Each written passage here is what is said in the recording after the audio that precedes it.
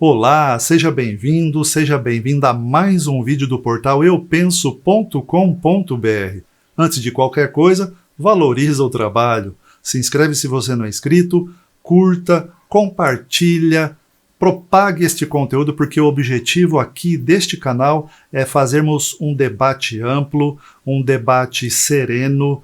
Não é o objetivo aqui ficar incutindo em você raiva, sentimentos que o dia inteiro você fica suscetível nas redes sociais. O objetivo aqui justamente é analisarmos de forma fria, de forma equilibrada, sem agressões, sem ataques baixos e compreender o Brasil, compreender a realidade, compreender o mundo. Então hoje, no vídeo de hoje, nós vamos analisar uma declaração da ministra Carmen Lúcia, dada hoje na PUC de Minas Gerais, onde ela declara: não podemos admitir traidores da Constituição Federal. Vamos dar uma olhada nessa declaração? Bom, a ministra Carmen Lúcia hoje fez uma declaração que nós vamos analisar, repercutida pela revista Oeste, que faz um excelente trabalho, e ela disse o seguinte hoje, segunda-feira, numa palestra que ela deu na PUC de Minas: a vida mudou porque a Constituição Federal permitiu a possibilidade de adotar instrumentos para que a gente possa viver em paz. Vamos analisar isso com calma? A ministra está falando que a Constituição Federal, uma lei, um diploma legislativo, foi quem possibilitou a vida social em paz. Isso é matéria de muito debate na academia, nas ciências sociais, na história humana. Isso é muito debatido. Mas na prática, manda uma mensagem mista. Porque, em primeiro lugar, o que permite? Vamos pensar, vamos questionar aqui uma questão interessante. Será que é uma lei que permite o convívio pacífico entre os homens? Será que é uma lei? Seja ela qual for? Ou é a própria conduta, a própria civilidade, a própria essência do povo é quem permite a convivência em paz? Sim, porque nós temos, por exemplo, os morros do Rio de Janeiro. A Constituição, em tese, se aplica lá. Se vive em paz lá? Nos outros rincões de violência, nas fronteiras do país, nos grandes centros, nas favelas, nós só vemos, infelizmente, o crime organizado prosperando sob a égide da Constituição. Então essa declaração ela é relativa. Não é bem assim.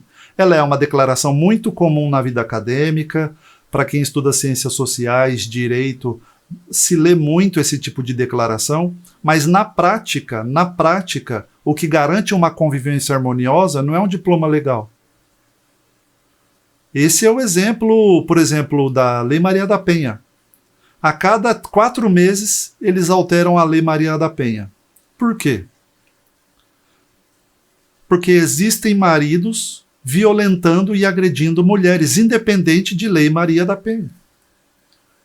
Então essa é uma mensagem não precisa da ministra. Não foi a Constituição que permite a paz na sociedade.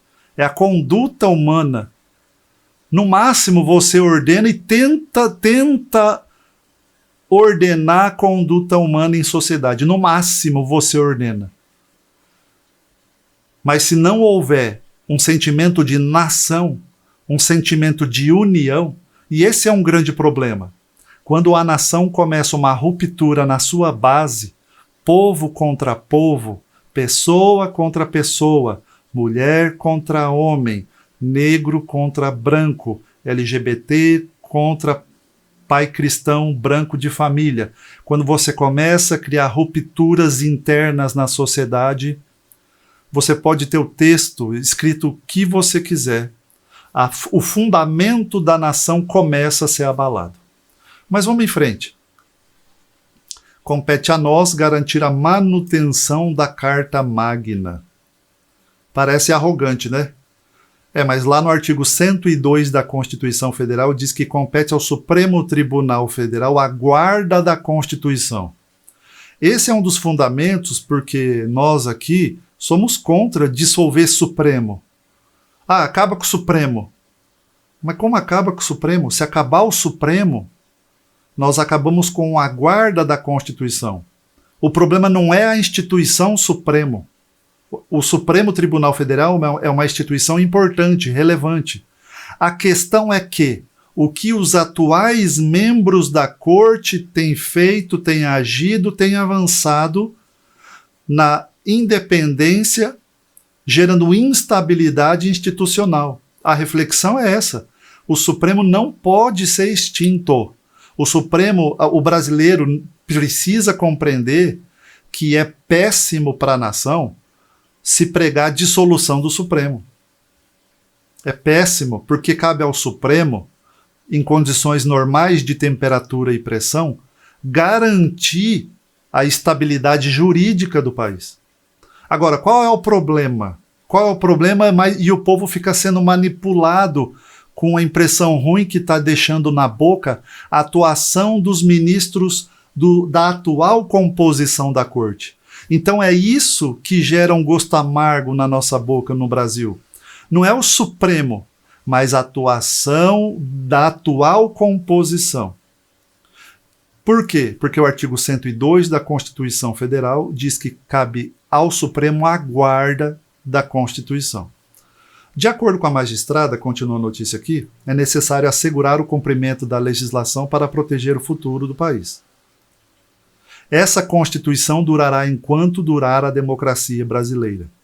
Ela já está deixando uma mensagem muito clara de que qualquer tentativa de nova Constituição vai ser repudiado pelo menos por ela, pelo menos o voto dela, tá? Agora, o que me preocupou, e esse foi o objetivo do vídeo, o que me preocupou nessa declaração é isso aqui. Traidor da Constituição é traidor da pátria. Não podemos admitir traidores da Constituição que são traidores da história brasileira, do presente e principalmente do futuro. Sabe qual é o problema nessa declaração? O problema é que quando você fala em traição, um ministro do Supremo que deveria ser frio, isento, imparcial, distante e garantidor da estabilidade institucional, assume uma linguagem e uma narrativa de combate retórico. Essa é a preocupação. Quando você fala em traidores, você está falando que existem brasileiros que estão fora do sistema constitucional e são traidores do sistema da pátria. Essa mensagem é muito arriscada saindo da boca de um ministro do Supremo. O que quer dizer essa mensagem na prática? Quer dizer que ela, como ministra do Supremo, que teria que ser guardiã da Constituição, está vendo em algumas pessoas uma natureza, um viés político, guerrilheiro de traição. Então esse é meu problema, esse é o meu questionamento. Ministra, quem são os traidores? Quem está traindo o Brasil? E essa linguagem é muito perigosa. As palavras não são à toa. Elas têm sua importância, seu significado, e na boca de gente que sabe o que faz com ela causa um dano e um estrago muito maior do que qualquer outra medida. Então essa é a minha pergunta para a ministra. Ministra, quem são os traidores? Ministra, o que é trair a pátria? O que é trair a pátria? Eu gostaria de saber o que é trair a pátria. É não concordar com o sistema eletrônico, que se eu for na churrascaria eu tenho um papel, se eu for no mercado eu tenho um papel, para criar um partido a assinatura tem que ser no papel, mas na hora de escolher quem vai me governar por 4 ou 8 anos, eu tenho que confiar no sistema. Então, quem que está traindo a pátria? A gente precisa saber.